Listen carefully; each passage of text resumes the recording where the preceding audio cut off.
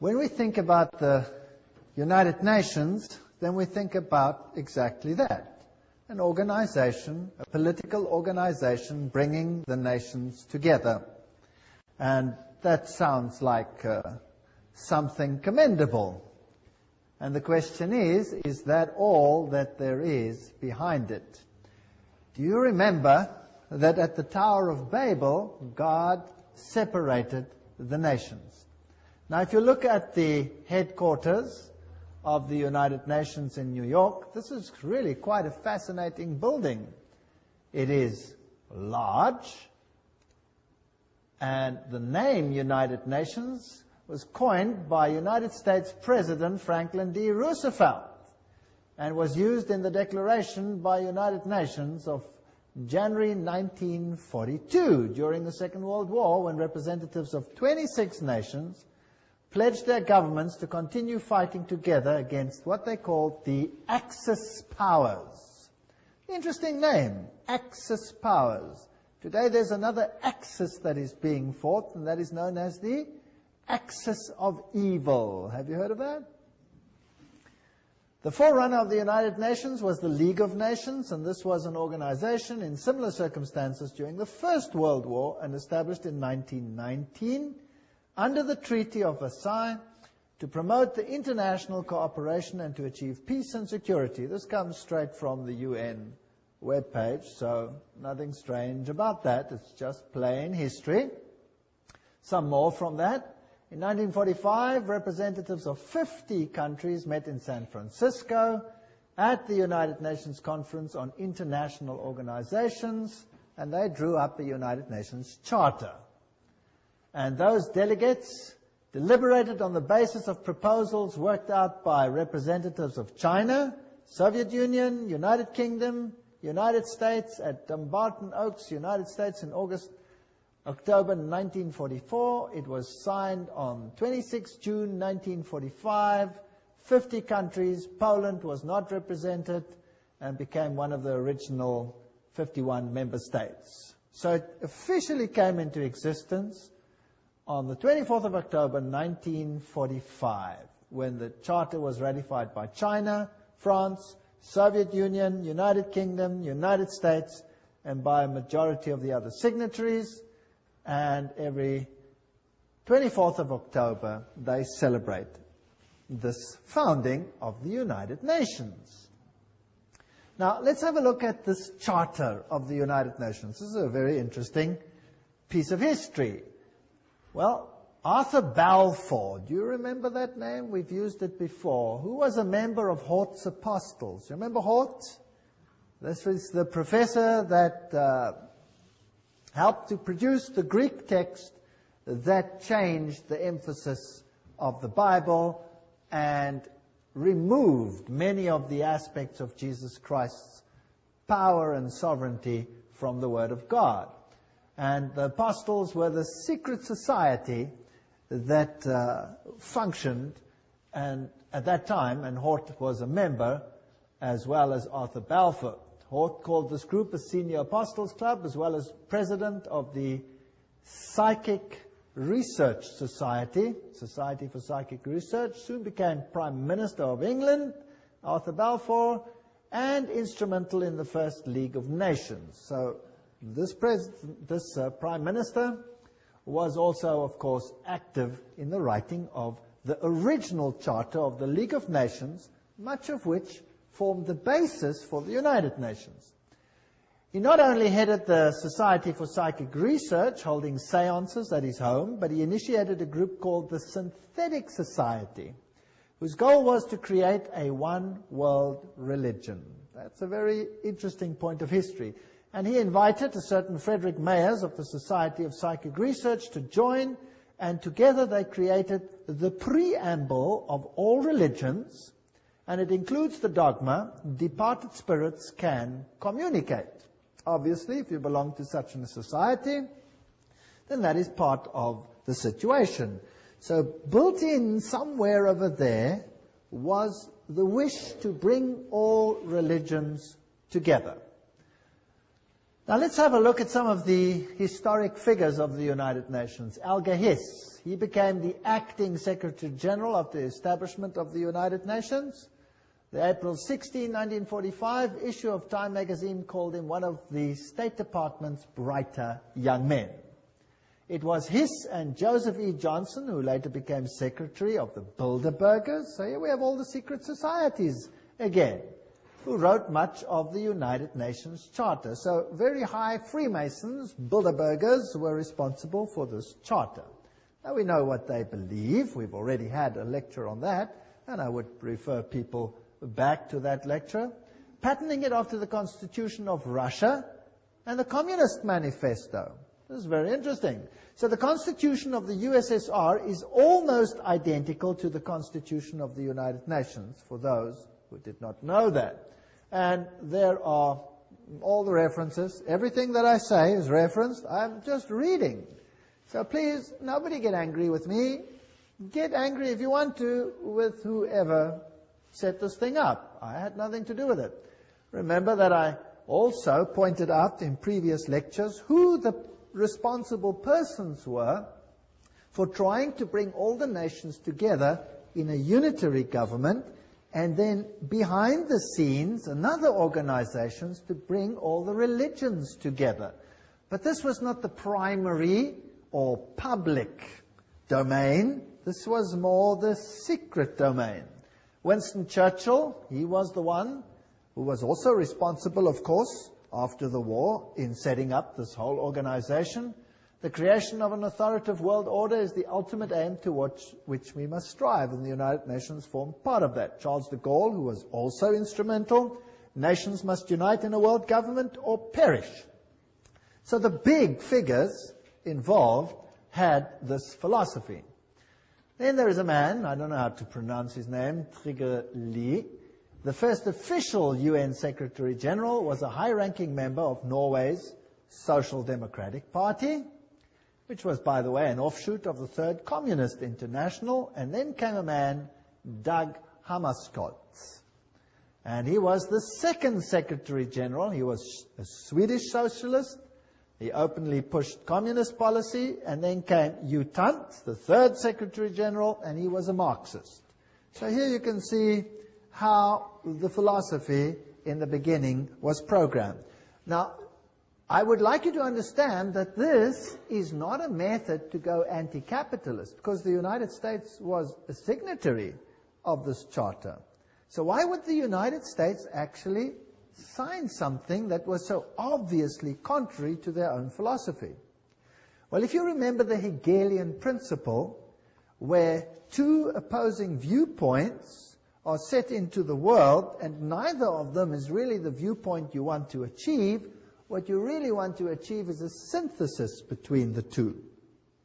So what you see actually is you see socialists in the overriding capacity of Secretary Generals, although whether they have Marxist leanings or capitalist leanings at that level doesn't make any difference. The method is just to bring about a synthesis, which is the desired government of all of them. So out of this chaos, you eventually get whatever you want. Now, U Thant, he was, of course, one of the earliest Secretary Generals. He said, "World Federalists hold before us the vision of a unified mankind living in peace under a just world order. The heart of the program, a world under law, is realistic and attainable." Just to remind you of what we have said before. And of course, behind the scenes, always, you have the papacy. As you can see in all of these lectures, the papacy always very heavily involved. Here is Pope Paul VI with Secretary General U Thant. Now this man was a Marxist. Or let's rather put it this way. Publicly, he pushed a Marxist agenda. But if he was a true insider, then he had neither agenda, and this was just for an appearance sake, as Hegel also said. So it is not surprising that here we have a handshake with another Secretary General, whose name was Waldheim. Now, what was the agenda, or what was the political view of Waldheim? Anybody know? Anybody want to venture a guess? Became public knowledge, and there was a huge outcry as a result. He was a Nazi. Yes. So you can see the Hegelian philosophy coming out here. There you have Marxism, antithesis. There you have Nazism, thesis, in between, synthesis. So it didn't really matter which of the philosophies they espoused, as long as the end result was the same. Pope Paul VI, by the way, is the first one to introduce this bent cross, or broken cross. Let's read about what this means. Pope Paul VI wrote a papal encyclical that called on the nations to abandon sovereignty to form a world government. So the Pope himself was behind this and actually called for such a government. And about this twisted cross, here's the quote for you. Paul VI made use of a sinister symbol used by Satanists in the 6th century that had been revived at the time of Vatican II. This was a bent or broken cross on which was displayed a repulsive and distorted figure of Christ, which the black magicians and sorcerers of the Middle Ages had made use of to represent the biblical term mark of the beast. Interesting quote. Yet not only Paul VI, but his successor, the two John Pauls, carried that object and held it up to be revered by the crowds, who had not the slightest idea that it stood for Antichrist. So that's a quote that's very interesting about the broken cross and what it stands for. So these are the figures behind, or the movers of the United Nations. A pope calling for such an order, the Secretary Generals picking it up, reiterating it on both sides of the political divide so that it would seem fair to both sides of the philosophy. Now, what about the spiritual aspect? There's one interfaith organization that is called the Temple of Understanding. And it has a newsletter which is called World Goodwill Newsletter. Now, we have to see what authority such an organization has, because there are many little organizations and they could just be, irritating little piddly little organizations. So who are these people who formed the Temple of Understanding with a newsletter, the World Goodwill Newsletter, an organization affiliated to the United Nations? It's always good to look at the founders. Well, founded by Juliet Hollister in 1960, the Temple of Understanding has one of its goals, the creation of a spiritual United Nations, in its work to promote understanding between religions on the basis of the oneness of the human family. Sounds good. The Temple has numbered among its members and supporters such influential world servers as U Thant himself. Well, there's the Secretary General. You can't go much higher than that. Eleanor Roosevelt. That's interesting. Thomas Merton, Jawaharlal Nehru, Anwar Sadat, Radhakrishnan, in addition to the main center of New York. So these are the top movers. So this is not some sort of little organization operating somewhere in the wings. This is a hub organization. And from where did they operate? Well, they were based at the Cathedral of St. John the Divine. That must be getting pretty boring by now, right? Always the same thing. The temple has active chapters in India, in the UK, representatives in Africa, Latin America, Asia, Middle East. This is a universal movement to bring all religions together. Now let's have a look at this interesting cathedral. There it is, the Cathedral of St. John the Divine. The cathedral is located at the 112th Street in Amsterdam Avenue, 1 block east of Broadway, the largest cathedral in the world. That's also interesting. The Cathedral Church of St. John the Divine in New York is the mother church of the Episcopal Diocese of New York and the seat of its bishop. Remember, that's where they had the female Christ and where they have the issue of ordaining homosexual bishops, and all kinds of interesting stuff happen at this episcopacy. Right, a little bit more history. Jim Garrison, president of the New Age Gorbachev Foundation, which was this foundation that was founded by Gorbachev in New York. He said, we are going to end up with the world government. It's inevitable. There's going to be conflict, coercion, and consensus. That's all part of what will be required as we give birth to the first global civilization. So that's the agenda that they have. Philip Jessup, a CFR member, World Court Justice, pretty high up people, writes, I agree that national sovereignty is the root of all evil. So nations will obviously have to relinquish their sovereignty to this organization without it appearing as if they're doing so. The Humanist Manifesto, 2 states, we deplore the division of mankind on nationalistic grounds. We have reached a turning point in human history where the best option to transcend the limits of national sovereignty and to be moved towards building a world community. That's Humanist Manifesto 1 and 2. These are the official documents. Now this is a very interesting man, Robert Miller.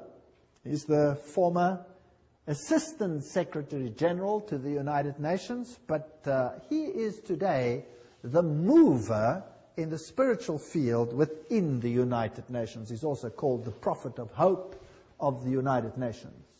He wrote, we must move as quickly as possible to a one-world government, a one-world religion, under a one-world leader. That's very, very interesting. So these are the top movers. Now, the philosophy, I'm always interested in what the philosophy is and who's behind it. And again, we pick up the same old names over and over and over again. In the Aquarian Conspiracy by Marilyn Ferguson, a survey of New Agers showed that the leading influence on their spiritual awakening was, again, Pierre Teilhard de Chardin. Do you remember who he was? Jesuit priest. You see, they have Catholicism, the Jesuits, the top movers in the United Nations. Now, what did Robert Miller, the former Assistant Secretary General, have to say? He wrote, Teilhard de Chardin had always viewed the United Nations as the progressive institutional embodiment of his philosophy.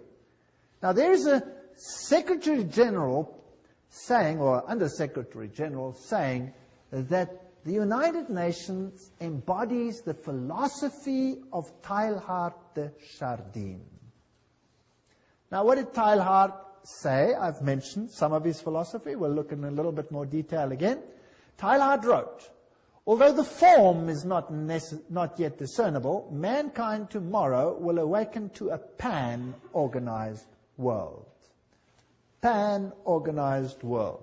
Well, okay, what else do you have to say? Teilhard de Chardin influenced his companion, Father de Brevery, who inspired colleagues who started a rich process of global and long-term thinking in the United Nations, which affected many nations and people around the world. Robert Miller says, I have myself been deeply influenced by Teilhard. So, the Under-Secretary General of the United Nations, who's today entrusted with the spiritual aspects of the United Nations, plus its education program, says he's influenced by Teilhard de Chardin.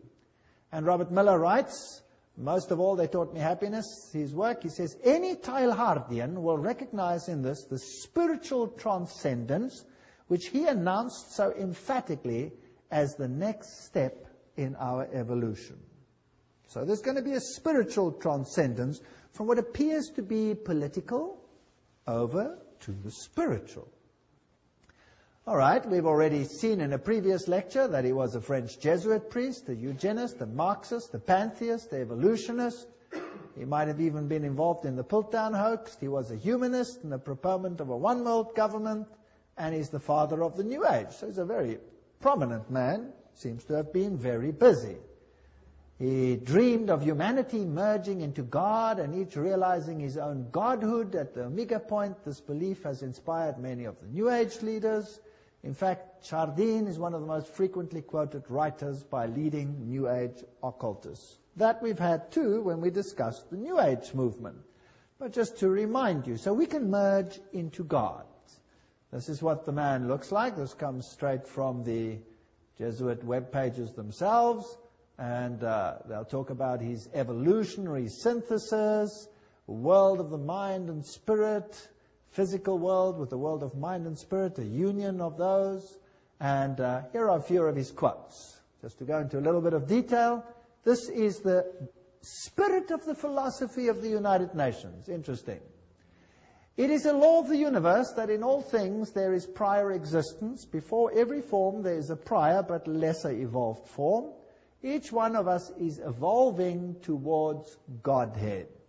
So we are all becoming God. Wonderful philosophy.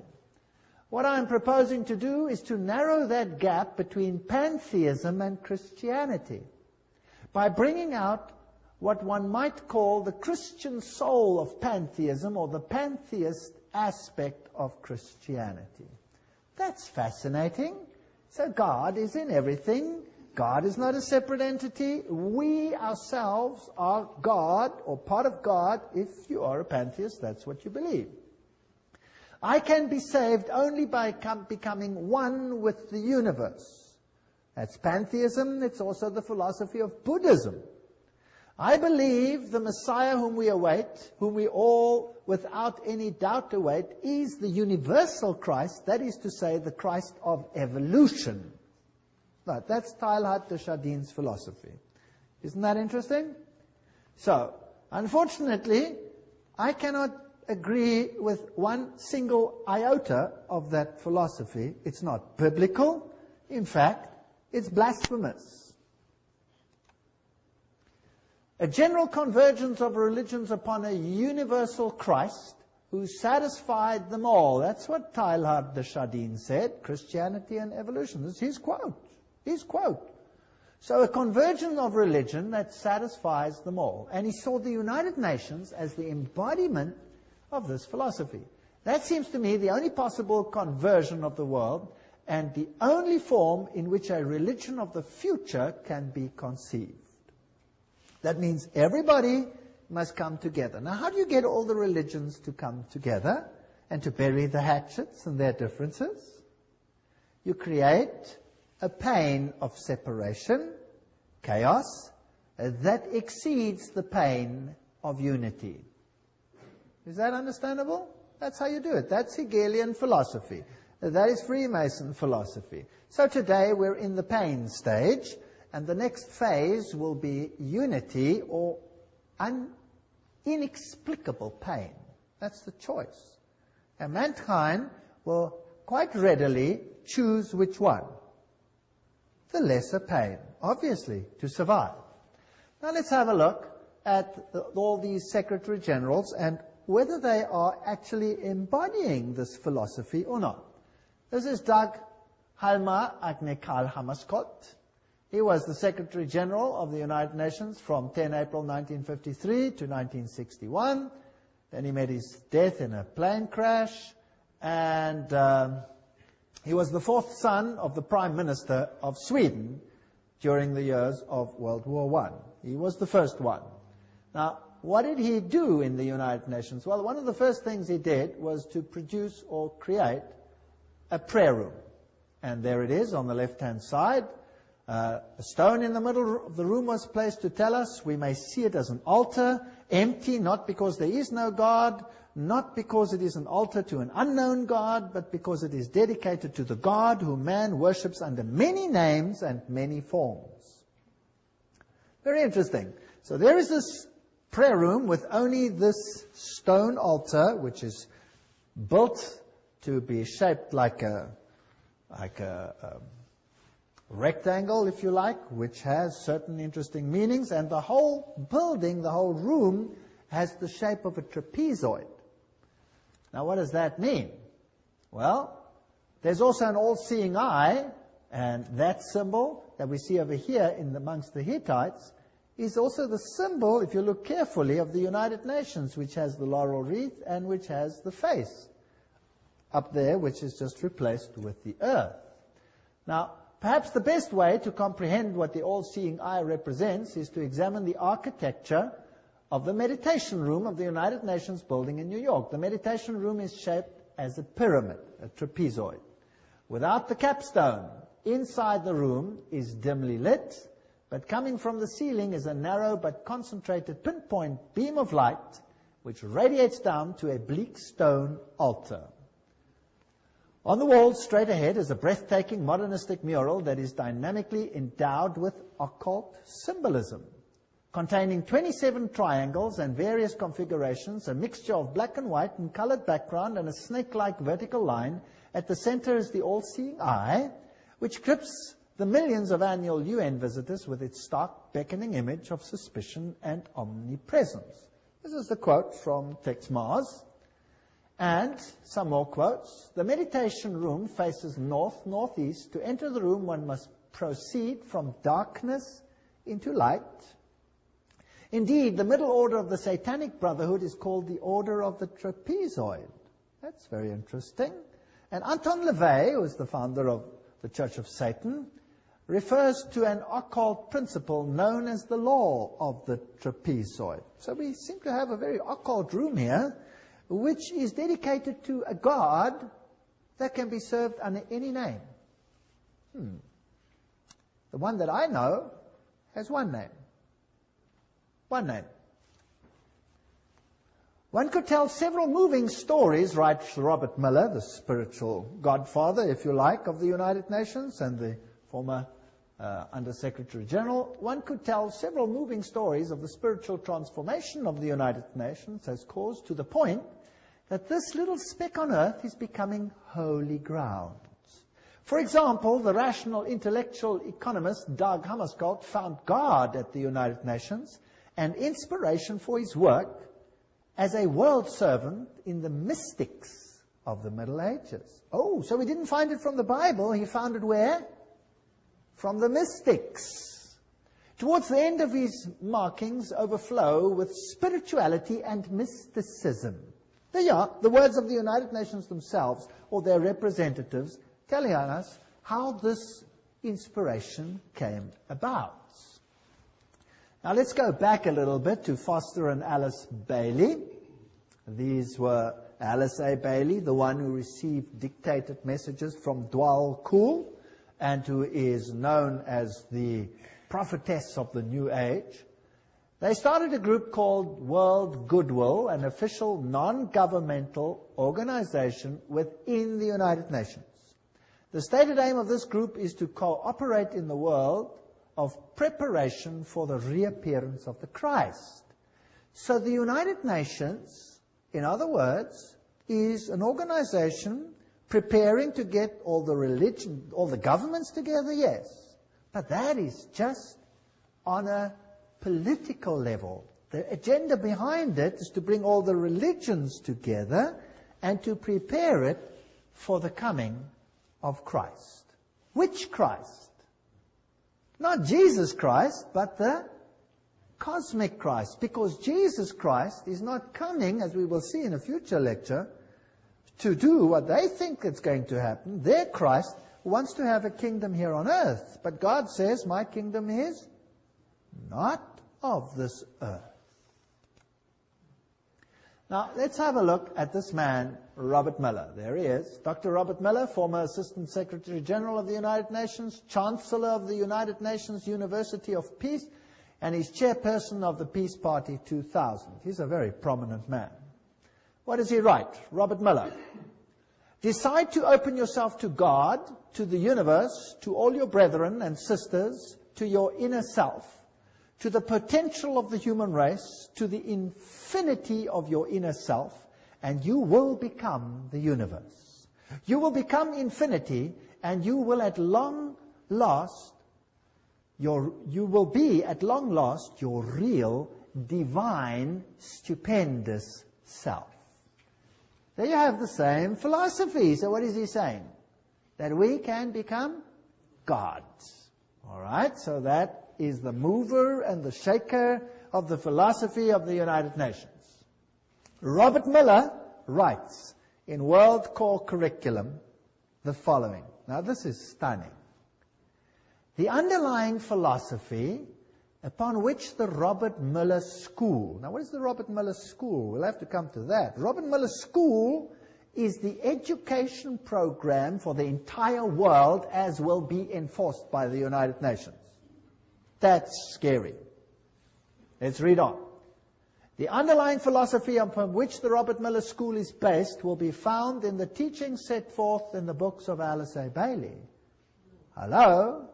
The books of Alice A. Bailey were published originally by Lucifer Publishing Company, which, because of all the flack, they changed to Lucis Trust. Isn't that correct? The school is now certified as a United Nations associated school providing education for international cooperation and peace. Okay, there's this big business. So the philosophy is based on Luciferian channeled writings preparing for the coming of Lucifer. And remember what they said. They were quite open about it. Alice A. Bailey claimed evidence of the growth of human intellect along the needed receptive lines for the preparation of the New Age can be seen in the planning of various nations and in the efforts of the United Nations to formulate a world plan. From the very start of this unfoldment, 3 occult factors have governed the development of all these plans. Now, can you see why I call the lecture the UN and the Occult Agenda? Because Alice A. Bailey says there were 3 occult plans, and Robert Muller says, yes, we follow the writings of Alice A. Bailey. She did not spell them out, but she did state, within the United Nations is a germ and seed of a great international and meditating reflective group. A group of thinking and informed men and women in whose hands lies the destiny of humanity. Ooh. This is largely under the control of many fourth-ray disciples, if you could but realize it, and their point of meditative focus is the intuitional or Buddhic plane, the plane upon which all hierarchical activity is today to be found. That's about as occult as you can get. What she is saying is that the inner core of the United Nations is controlled by people who are under the control of Lucifer. That's what she's saying. She's saying it's demonic. And it's out of her words, not mine. I'm just reading. That's what's such fun about all of this.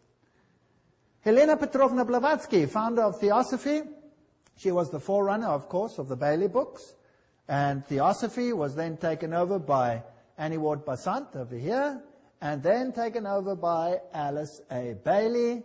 And here is the great invocation that has to be read and learnt by every child in the future. From the point of light within the mind of God, let light stream forth into the minds of men, let light descend on earth. From the point of love within the heart of God, let love stream forth into the hearts of men. May Christ return to earth. But this Christ is not Jesus Christ.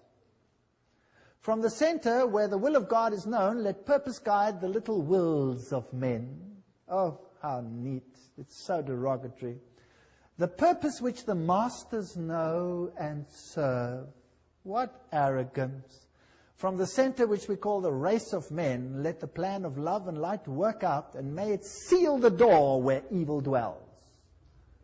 This is interesting. Which door is to be sealed where evil dwells? Well, if you know occult science, you'll know that they call light darkness and darkness light, and they say that Jesus is the evil one. We read all those quotes when we did the lecture on that issue. May it seal the door where evil dwells. Let light and love and power restore the plan on earth.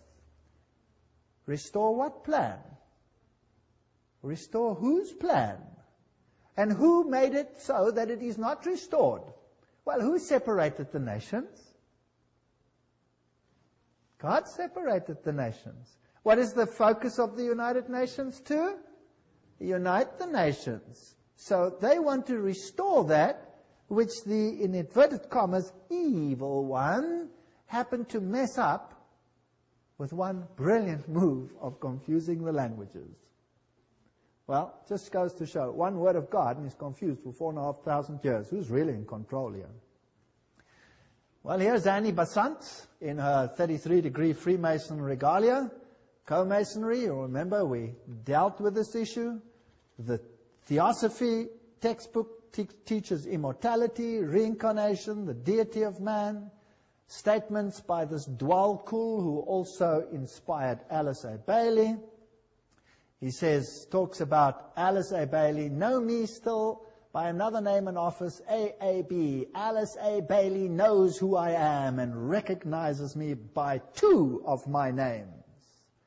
Now that's interesting because there are two names, and we will see the two names in a future lecture, what the names are, and then it gets very interesting. This is a detective story. It's a very exciting one. Well, the Bible says that they are spirits of demons, working miracles which go forth to the kings of the earth and to the whole world to gather them to the battle of that great day of God Almighty. Revelation 16:14. Remember that? Helena Petrovna Blavatsky, the founder of this movement, of which Alice A. Bailey became the high priestess, if you like, said Lucifer represents life, thought, progress, civilization, liberty, independence. Lucifer is the Logos, the serpent, the Savior. It is Satan who is the God of our planet and the only one. Then she talks about the Virgin, who is Satan and Lucifer at the same time, and the Holy Ghost, all wrapped in one. So whether you call him Isis or whether you call him Osiris, doesn't matter. Whether you call him Baal and Ashtoreth, doesn't matter. Two names. He always comes under two names, two principles. Alice A. Bailey, she succeeded Besant as leader of Theosophy. Her husband was a 32-degree Freemason and also, of course, part of Co-Masonry. There she is, priestess and prophetess of the New Age movement, who received these messages from this spirit entity, which has to be a demon, droll. Her writings, as we have said, were one of two women to be one of the most prolific writers of modern times. Her main aim, the problems of humanity, getting all humanity together again, and preparing the world for the coming of Christ. And we have read this quote already. I dedicate myself anew to the service of the coming one. One is an acronym in the occult for Lucifer. And will do all I can to prepare men's minds and hearts for that event. I have no other life intention. She writes, the Tibetan, this is now this droll, has asked me to make clear that when he is speaking of the Christ, he's referring to his official name as head of the hierarchy. The Christ works for all men irrespective of their faith. He does not belong to the Christian world any more than to the Buddhist or Mohammedan or any other faith. There is no need for any man to join the Christian church in order to be affiliated with Christ. So obviously it's not Christianity. The requirements are to love your fellow men, lead a disciplined life, recognize the divinity in all faiths and all beings, and rule your daily life with love. Love, love, love, love, love, until it drips. That's the modern gospel. You're never allowed to warn anyone. You're never allowed to talk about sin. You're never allowed to talk about salvation. You're never allowed to point to Jesus Christ as the only Savior. That's contrary to the law of love. Isn't that sick? If you love someone, don't you warn them of the hazards and the problems ahead? First of all, he will come to a world which is essentially one world. Alice A. Bailey wrote. So it doesn't even have to be a fully united world.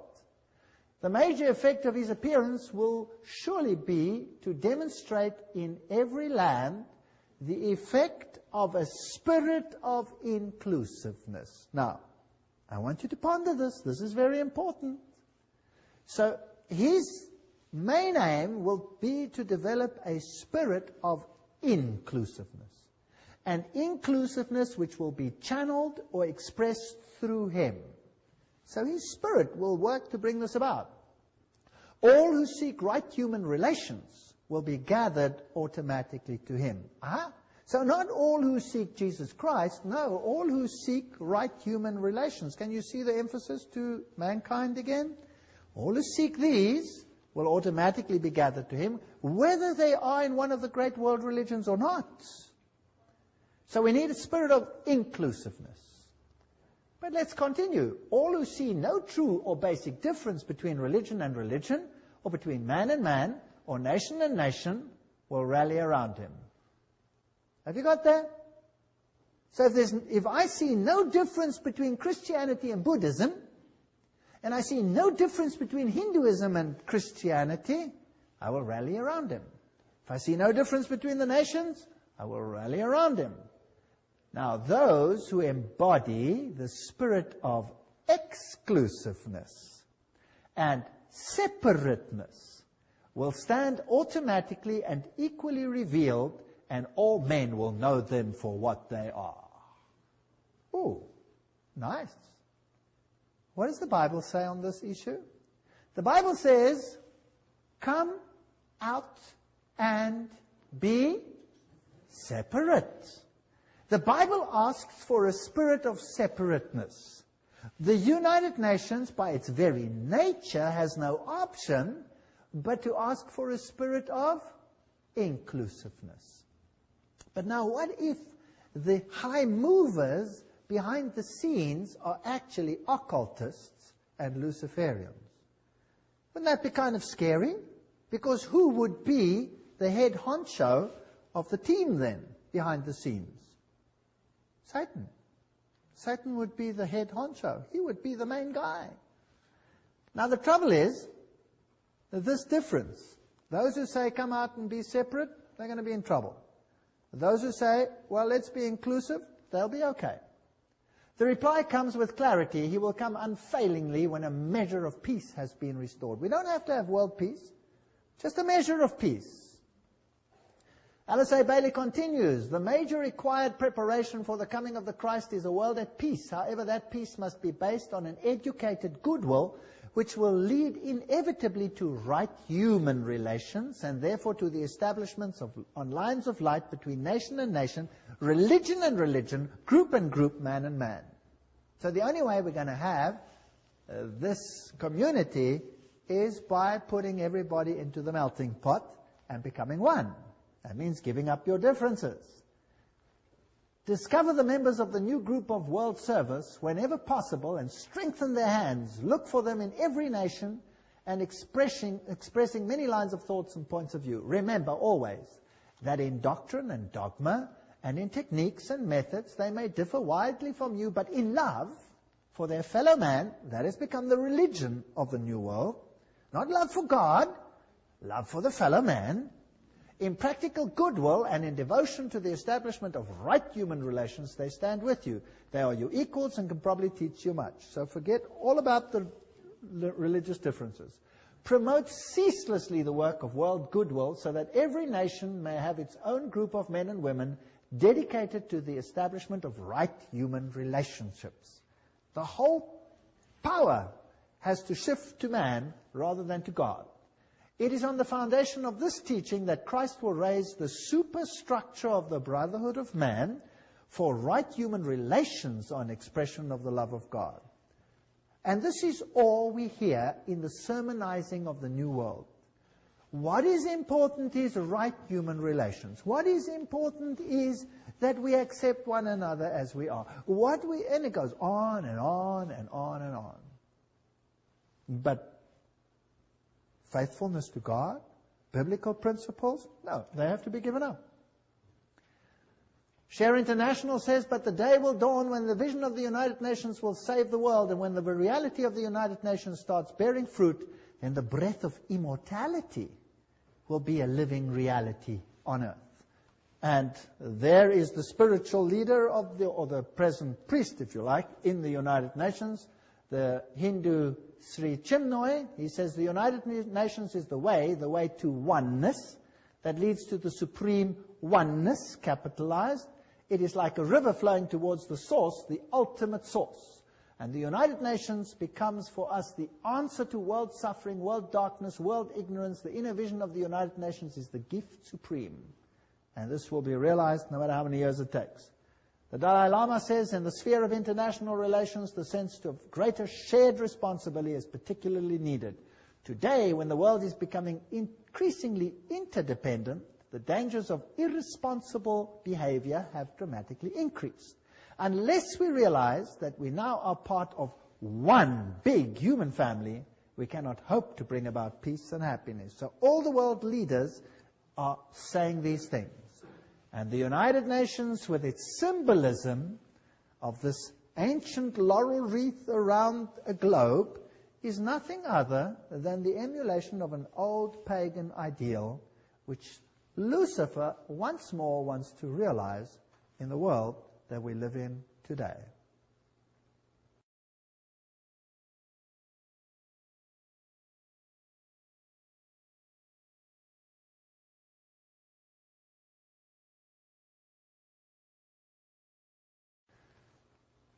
As we have seen, the symbol of the United Nations is very similar to the old Hittite symbol, where you had in the center the face of the sun god, and now you just have a web, if you like, a spider's web, which is the symbol of Lucifer, and the encompassing earth. And of course, the laurel wreath was a symbol of all the ancient deities. So we find all for one, all together now, we are the world, was the 50th celebration of the United Nations. The New Age agenda was to merge God and nature. That's what Teilhard de Chardin, the father of the philosophy of the UN, said. We must become pantheistic, eradicate male-female distinction, world peace, nuclear disarmament, one world government, one world religion. The organizations leading up to this, the United Nations, of course, Council of Foreign Relations, Trilateral Commission, Bilderbergers, Gorbachev Foundation, and the Club of Rome. And they've already put up a constitution which is known as the Constitution for the Federation of Earth. So we already have a world constitution.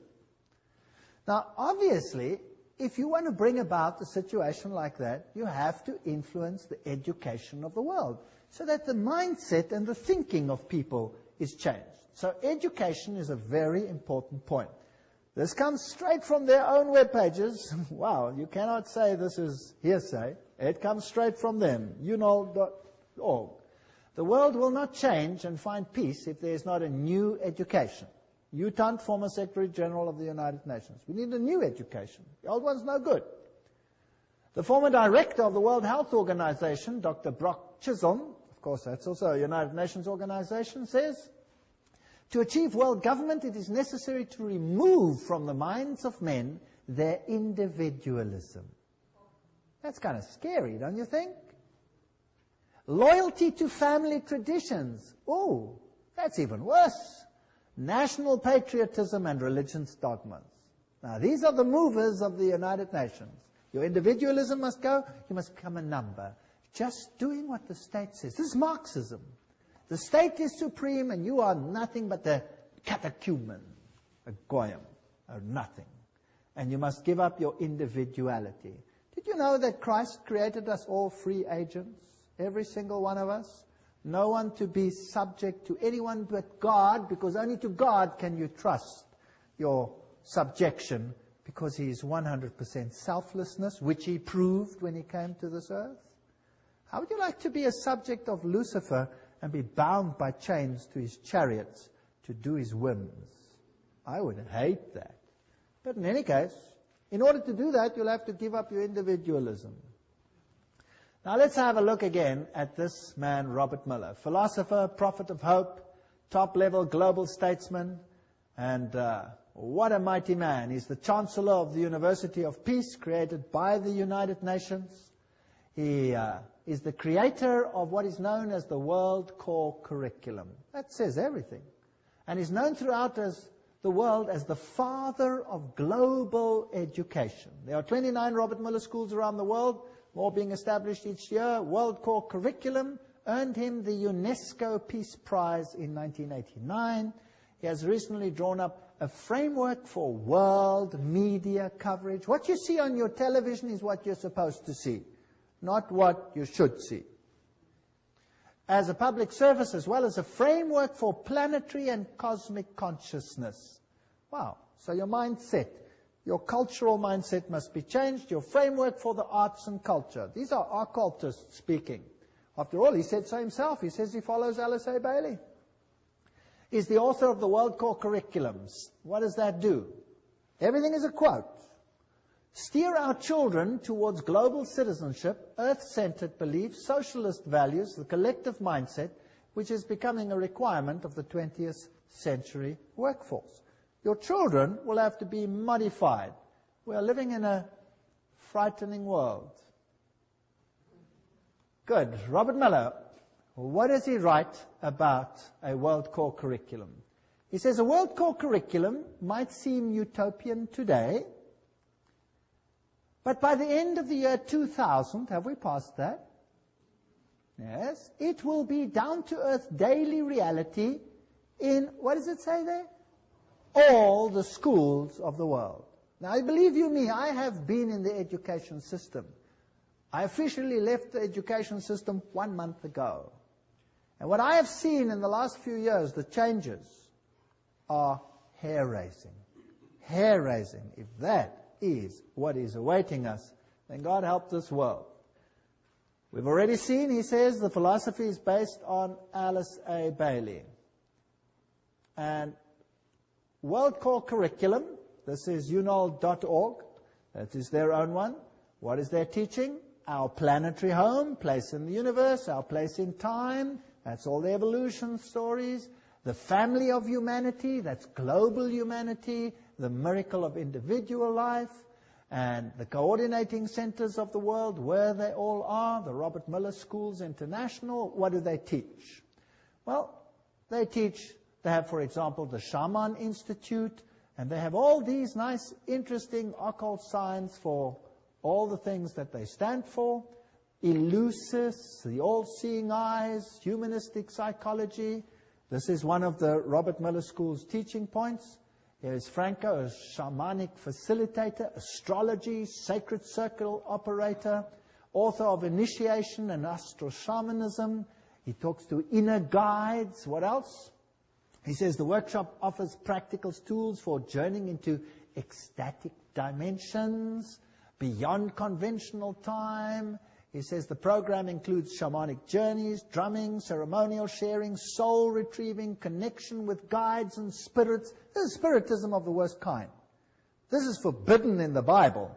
No wonder the Bible is not part of this organization's book. Robert Miller says, at the world level, the UN has adopted a world economic development strategy. Food, agriculture, there's a world food plan, a world health plan, a world literacy plan, a world employment plan, a world industry plan. They've got every single detail of our lives sewn up. Now, another organization that's very important is UNESCO.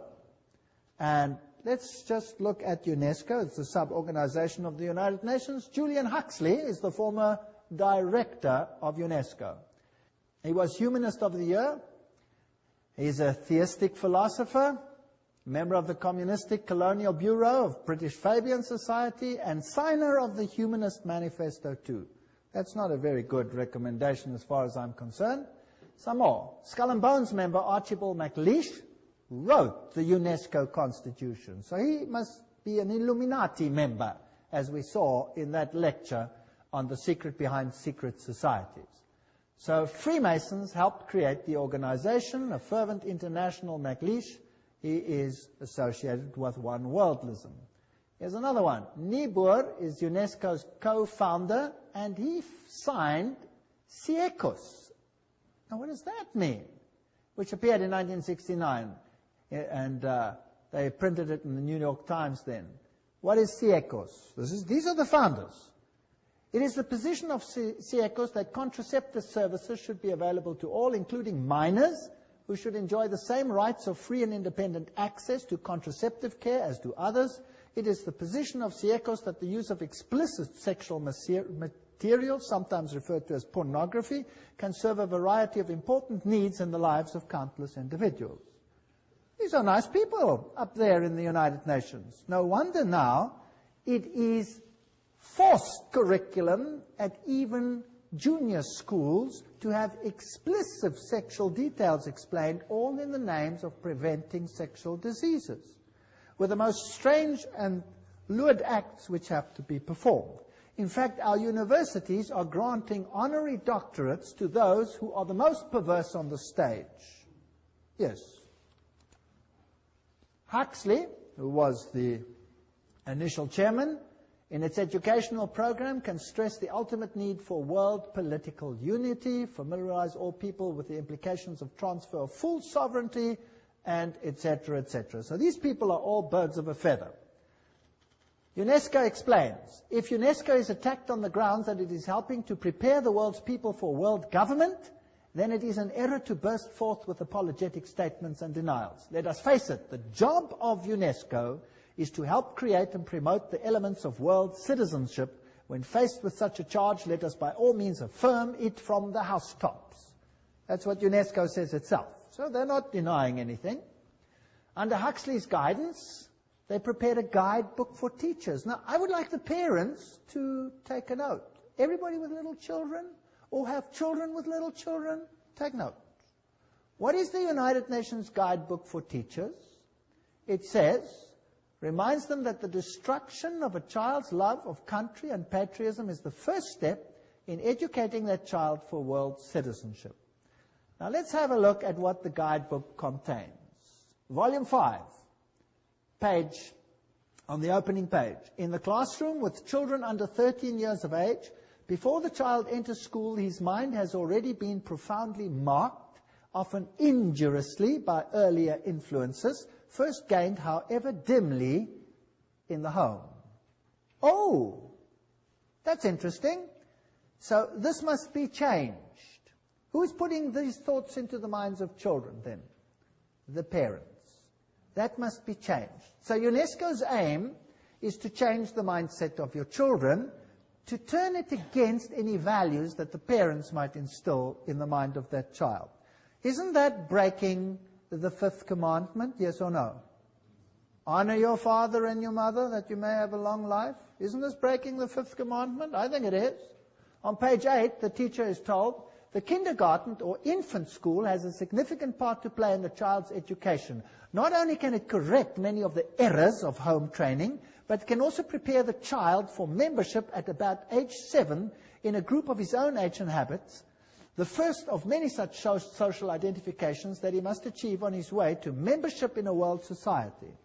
Aha, the kindergarten. So now, the governments of the world are saying, you must send your kids to school earlier. Did you know that? That the governments are beginning to say that? And England now passed a rule when? This year. This very year. Guess when kids go to school from this year onwards in England? Age 3. Yes, age 3. You have to send them to preschool. That's nice. And the mothers love it because they don't have to take care of the kids. But who's controlling the mindset of the kids? And who's behind it? Occultists.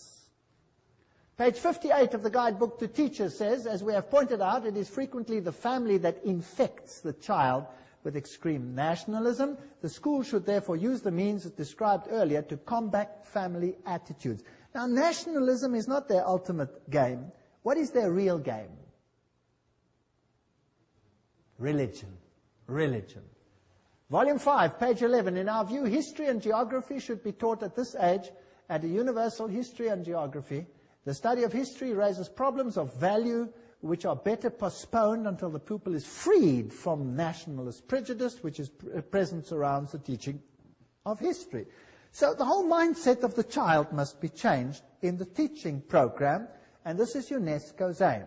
Not a very, well, noble aim, I don't think, because the authority of religion and parents, especially Christian religion, will be undermined. Now another organization comes in, this is called the Finhorn Organization, and they promote ecological health and prosperity. Have you heard much about ecology in the world today? Yes. Now, again, we have to find the links. You always have to do some detective work. Because Francis, this is Francis of Assisi, connected with nature, Pope John Paul II named him the patron saint of ecology. Now, St. Francis was the roommate of Ignatius Loyola, the Jesuit founder, just for interest's sake. It is on St. Francis Day that thousands of people flock to St. John the Divine, oh, how boring, Cathedral for the blessing of the beasts. Also, occultist Robert Miller, that's now the Under-Secretary General of the United Nations, former one, informs us that Francis has been declared patron saint of the United Nations. The Pope does it, the United Nations follows. Who's really in control? The Pope. And there he is. If you want to, you can pray to him. If you don't want to, you can ignore it. The UN Secretary General U Thant formed the organization Planetary Citizens with New Age activist Donald Keyes. Now we're getting the links. There's the top man of the United Nations with Donald Keyes. Planetary Citizen is now a global government organization within the UN specifically devoted to preparing people for the coming of a new culture. Now, let's go on with Donald Keyes. He's together with U Thant. Donald Keyes has been actively involved in Finhorn. Have you got the link? United Nations, Secretary General U Thant, Donald Keyes, Finhorn. In Scotland and writes regularly for its magazine, One Earth. Keyes wrote, "The New Age groups are focusing on entering a new stage, a world-related stage. They are becoming mature enough to begin to shoulder some of the load of humanity's burdens. The spread of New Age values as unifying yeast in the human loaf may be the critical ingredient for successful emergence from the 1980s onwards." Now let's see what Finhorn is all about. Here we go. Their logo is the flame of Lucifer. They use occult symbols. They use the lotus flower. They talk about divinely ordinary, divinely human. So what are they saying? We're God, and God spoke to me. Now, who's that God that speaks to them? Well, let's ask their spokesman. This is David Spangler. There's one of his books, Parent as Mystic, Mystic as Parent. So this is what your education is going to do to your kids. Do you know that? David Spangler, co-director, spokesperson for Finhorn community in northern Scotland. That's what he looks like today. Let's see what he says. He writes in the Reflections of Christ, "The true light of Lucifer cannot be seen through sorrow, through darkness, through the rejection. The true light of this great being can only be recognized when one's own eyes can see with the light of the Christ, the light of the inner sun. Lucifer works within each one of us to bring us to wholeness." And as we move into the new age, which is the age of man's wholeness, they love that word, wholeness. Each of us in some way is brought to the point which are termed Luciferic initiation. The particular doorway through which the individual must pass if he is to come fully into the presence of his light and wholeness, Lucifer comes to give us the final gift of wholeness. So who are these people actually worshipping? Lucifer, directly. Lucifer prepares man in all ways for the experience of Christhood. Oh, we become Christ. And Christ prepares man for the experience of God. But the light that reveals to us the presence of the Christ, the light that reveals to us the path of Christ comes from Lucifer. He is the light giver. He is aptly named the morning star because it is his light that heralds for man the dawn of a greater consciousness. David Spangler. There he says it, straight out. David Spangler writes, "We can take all the scriptures and all the teachings and all the tablets and all the laws and all the marshmallows and have a jolly good bonfire and marshmallow roast because that is all they are worth." Okay. I don't think they like the Bible very much or the law of God. These are the movers and shakers of the United Nations.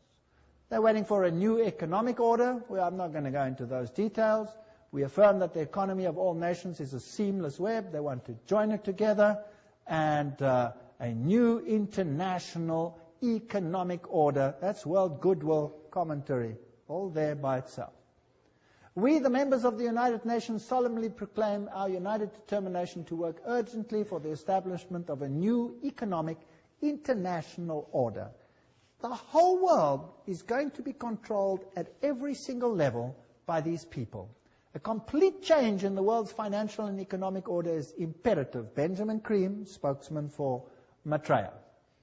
So, UN General Assembly says new international economic order. And so we have all these strange happenings.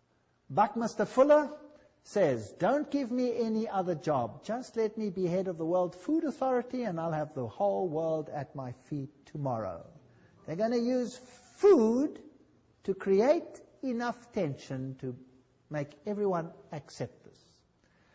Benjamin Cream also wrote, the industrialists, economists, administrators of great experience and achievement, who with a hierarchy, that's a bunch of demons, by the way, have worked out plans and blueprints which will solve the redistribution problems of the world when the political will is there to implement them.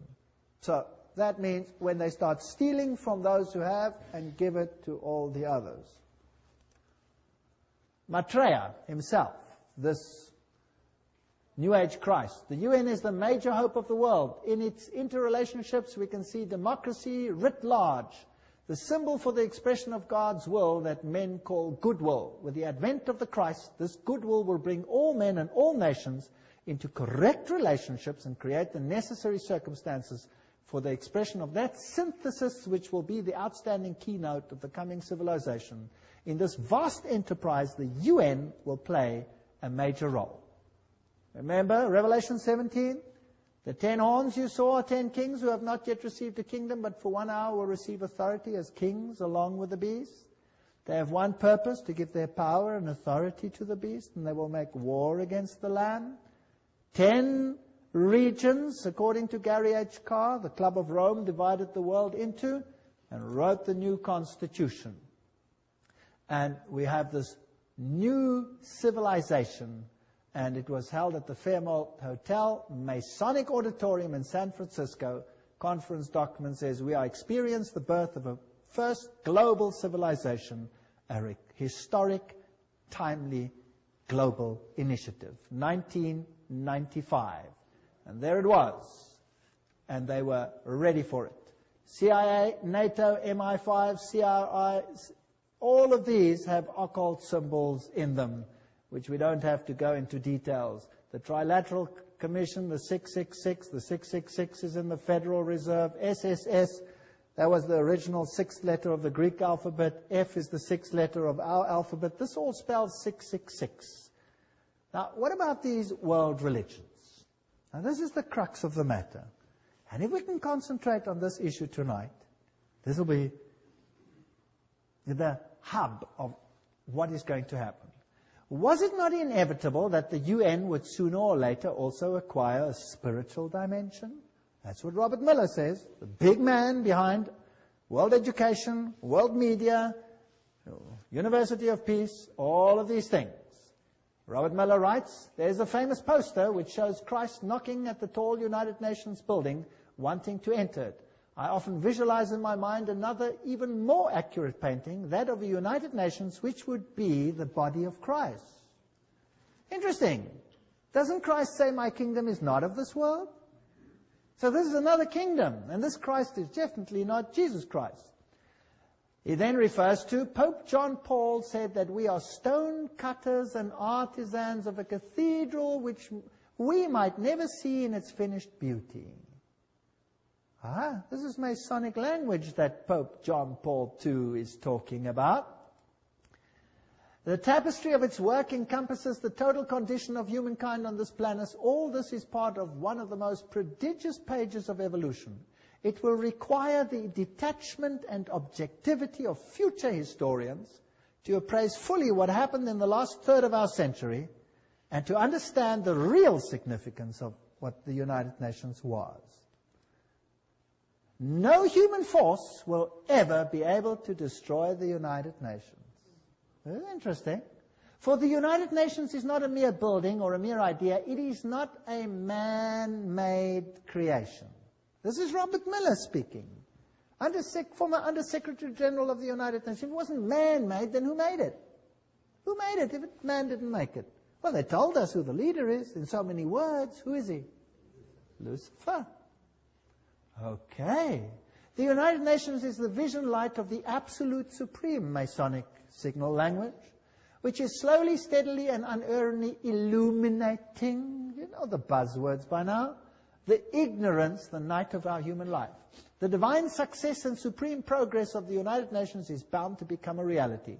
At his choice hour, the absolute supreme will ring his own victory bell here on earth through the loving and serving heart of the United Nations. Wow, this is a bomber. He's going to ring his victory bell. Thank you, Robert Miller. What else do you have to say on the issue. Decide to open yourself to the potential of the human race, to the infinity of your inner self, and you will become the universe at long last, your real divine self. That really puts it all in the picture. I'm more and more drawn to some of the very simple but extremely important teachings of the Christ and of all the great prophets and visionaries. I'm increasingly convinced that what they foresaw is the beginning to become a reality on the planet, and that humanity is transcending or metamorphosing itself into what those great dreamers and visionaries and prophets envisioned. We're changing. We're going to undergo a change. The world's major religions in the end all want the same thing. Do they? Even though they were born in different places, different circumstances, what the world needs today is a convergence of the different religions in the search and definition of the cosmic and divine laws which ought to regulate the behavior on this planet. Worldwide, spiritual ecumenism, expressed in new forms of religious cooperation institutions, would probably be closest to the hearts of the resurrected Christ. Thank you. Very interesting. Peace will be impossible, Robert Miller speaking, without the taming of fundamentalism. Through a united religion that professes faithfulness only to the global spirituality and the health of the planet. So fundamentalism has to be tamed. Let's start with Islam. Where do you think they will end? Certainly with Christianity. The New World religion must be based on those truths which have stood the test of the ages. They are steadily taking shape in human thinking, and for them the United Nations fights. My great personal dream, writes Robert Miller, is to get a tremendous alliance between all the major religions and the United Nations. Well, this is fascinating stuff. There will not be any dissociation between the universal church and the sacred lodge of all true Masons and the inner circle of the esoteric society. That said Alice A. Bailey. Robert Miller says that's their philosophy. So there you have it. Freemasonry, Luciferianism. This is the kingdom on earth. June 1995, an Interfaith Summit conference was held in San Francisco for the purpose of uniting the world's religions into a global organization, the United Religions Organization, called UR. It will be an international, interreligious organization modeled after and affiliated with the United Nations, according to its literature, so it's Howard Dispatch Ministry. The URO launched its written charter in June 1997. The institution should be fully in place by June 2000, globally operational by June 2005. How far is that off? Oh, that's just around the corner. I get excited. Cooperating closely with the UN and its organizations to complement the UN's political, diplomatic, etc. The Interfaith Conference, Anglican Bishop William E. Swing issued the challenge for a new global civilization. He said, "We stand on the threshold of a new world order that may be defined either by an increasing polarization that fuels a spiral of escalating conflict and violence, or by growing global cooperation that calls the human race to work across national, ethnic, and religious boundaries to serve a larger global good." See where we're heading? Robert Miller, and this is very exciting, Dispatch magazine. Do not worry if not all religions will join the United Religions Organization. Many nations did not join the UN at the beginning, but later regretted it and made every effort to join. It was the same with the European community. It will be the case with the world's religions, because whoever stays out or aloof will sooner or later regret it. Wow. Now, that's fascinating. Where are we going? Sooner or later regret it. This man over here is Joseph Reed. He's the Under-Secretary General of the United Nations currently. And here he's speaking at a huge convention of Seventh-day Adventists. And he's going to tell them exactly who is going to be in control. Let's listen to him. I make this appeal because the United Nations is also your organization, our world organization, your United Nations. Delegates, please remember, the United Nations is the only machinery we have for collective cooperation among all nations. It is the only worldwide institution for furthering development. The United Nations is the only universal mechanism for protecting human rights. The United Nations is the only shared framework for strengthening international law. Delegates, the United Nations is not one of the luxuries of international life. The work of the United Nations is of vital importance for the betterment of life on our planet. That's very fascinating. The United Nations is also your organization. It is the only body for this, that, and the other. Now, that's not the speech he wrote. He read it for Kofi Annan, the Secretary General of the United Nations. Now, I have a problem. I don't want to be part of a Luciferian organization. I certainly don't want to be. That's just me, personally.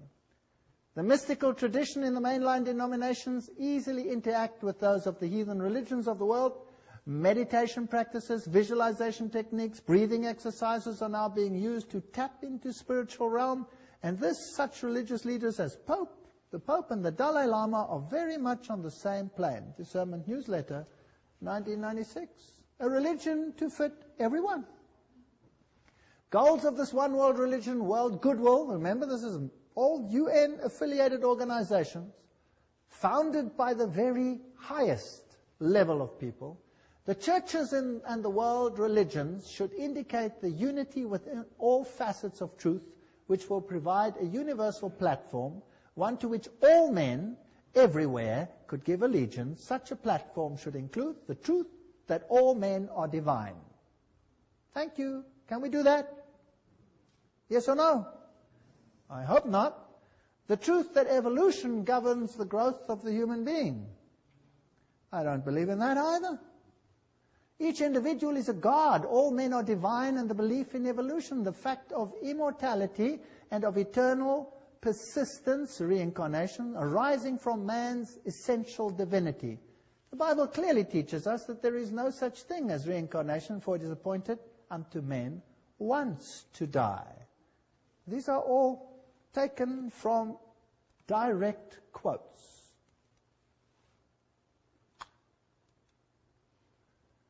Preparation by men and women of goodwill is needed to introduce new values, new standards, and new attitudes, prepare for a coming world teacher, requirements of a new world order, and a reorganization of social structure. I want nothing to do with that. I want nothing to do with that. Alice A. Bailey writes, the same old formulas, the same old theologies, the same old interpretations are deemed adequate to meet men's modern needs and inquiries. They are not. The church today is the tomb of the Christ, and the stone of theology has been rolled to the door of the sepulchre. Oh, Jesus and his theology, goodbye. Goodbye. She writes, the day is dawning when all the religions will be regarded as emanating from one great spiritual source. All will be seen as unitedly providing one root out of which the universal world religion will inevitably emerge. Then there will be neither Christian nor heathen, neither Jew nor Gentile, but simply one great body of believers gathered out of all the current religions. That sounds nice. But whose religion will it be? They will accept the same truths not as theological concepts, but as essential to spiritual living. They will stand together on the same platform of brotherhood and of human relations. They will recognize divine sonship will seek unitedly to cooperate with the divine plans. Such a world religion is no idle dream, but something which is definitely forming today. World Goodwill Letter, 1993, quoting it. These are United Nations organizations. So obviously, the world is going to move towards this unified platform, and there will be some who propagate a spirit of separateness. Is that correct? Can we see that emerging? And then there will be conflict. And Robert Miller says that those who do not want to go along with this will sooner or later come to regret it. So obviously we're heading for a clash. Thus the expressed aims and efforts of the United Nations will be eventually brought to function, and a new church of God gathered out of all the religions and spiritual groups. Wow. A new church of God. I don't want to be part of that new church of God. I find it nauseating. Miller also said, we must hope also that the Pope will come before the year 2000 to the United Nations, speak for all the religions and spiritualities on this planet, and give the world the religious view of how the third millennium should be a spiritual millennium, a millennium which will see the integration and harmony of humanity. Who must be the spokesman for this new world religion? The Pope. The plan is coming together. Revelation is unfolding. This is exactly what the Bible speaks about what will happen. Instead of becoming dejected and miserable, then lift up your heads and start smiling, because we're going home. This is exciting. The world's major religions must speed up dramatically their ecumenical movement and recognize the unity of their objectives and diversity of their cults. Religions must actively cooperate to bring to unprecedented heights a better understanding of the mysteries of life and of our place in the universe. My religion, right or wrong, and my nation, right or wrong, must be abandoned forever in the planetary age. You're not allowed to say Jesus is the only way. It must be abandoned forever. I'm sorry, I will not abandon it. I refuse. And then we had this wonderful meeting. The Pope actually did appear before the United Nations.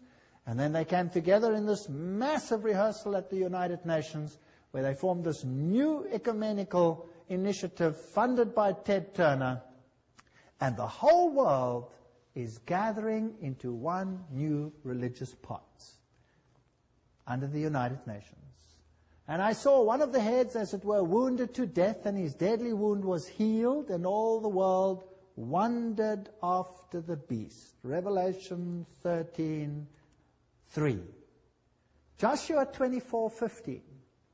And if it seems evil unto you to serve the Lord, choose you this day whom you will serve, whether the gods which your forefathers served that were on the other side of the flood, or the gods of the Amorites in whose land you dwell. But as for me and my house, we will serve the Lord. That's the decisions we have to make. Those are the issues before us. And the sad thing is, I'm not making this up.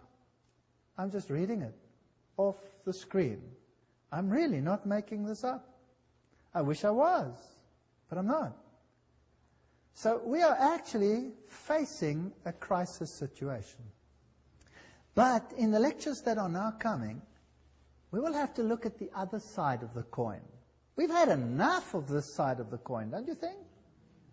I'm sick to death of it already. Now let's have a look whether God has an answer to what Satan is planning. Now I had handed out another little card over here, and I've got a question on there. I'm beginning to see that the battle is not really political. Did you see that tonight? The battle is not really political, but religio-political. They want your allegiance and your mind. I see that the devil has it so set up that the whole world, and even if possible the very elect, are to be deceived and mesmerized by his devices.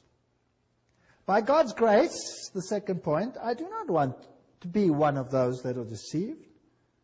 I see that it is more than just being aware of the problem. I see that I will have to make a concerted effort to find truth and to become and remain undeceived. What is the only channel whereby we can find out the will of God? You tell me. The Bible. If God hadn't given us the Bible, we would be hopelessly at sea.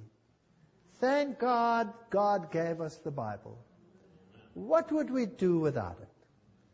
I wouldn't know where we're going. It would all seem logical. It would all seem okay. Everybody would be happy to climb onto this bandwagon, right or wrong. I want to know how Jesus will be victor in this controversy. All we've seen is Satan build up his kingdom. And that's exactly what the book of Revelation is about.